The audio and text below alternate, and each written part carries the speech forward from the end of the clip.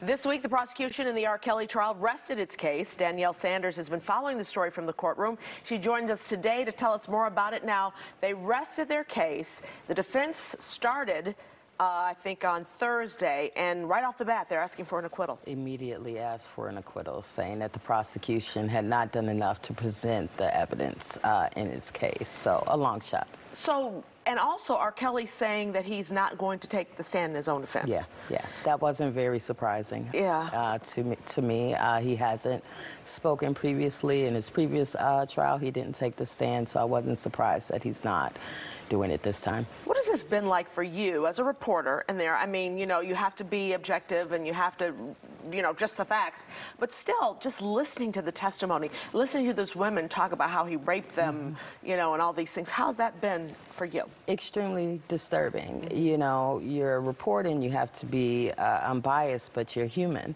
And when you're hearing back-to-back stories of abuse and torture and rape, and psychological trauma, it's just been very devastating, and quite frankly, it's been really gross at times to listen to some of that testimony. When listening to, especially the girl who initially did not testify in the 2008 trial, to come now in this trial and to testify, what do you think her reasoning behind that was for changing her story?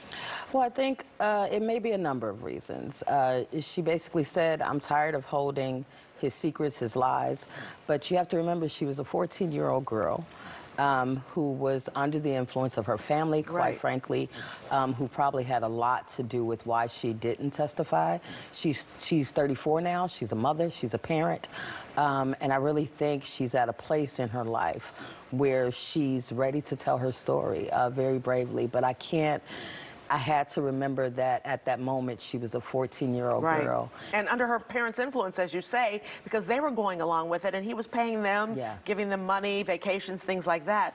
So that was what happened. Yeah, she was literally unprotected. Yeah, that's a shame.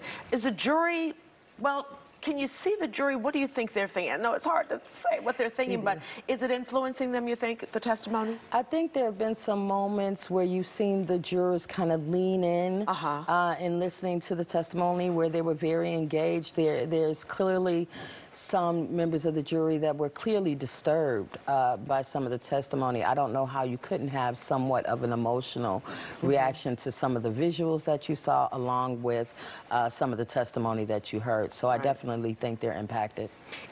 From covering trials, in your eyes, how did the prosecution do? Do you think that they got their case across?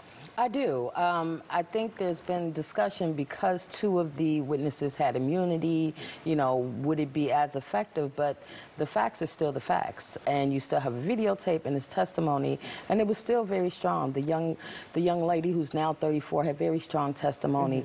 The following witnesses, other victims, also had very strong and emotional and compelling testimony and held their own even under cross-examination.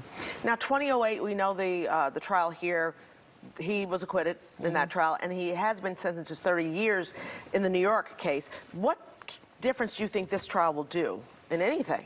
I think it hopefully makes up for what should have happened in 2008, and also sends another message to him about taking responsibility and personal accountability, which is something that still has not happened throughout this entire process. You're talking about over 20 years, 2 decades of abuse and mistreatment of these women. So I still think it's very, very necessary.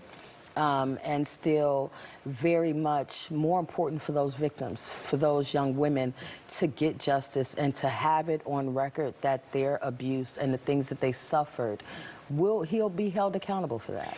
Do you talk to people in the community about this case, and what are their responses?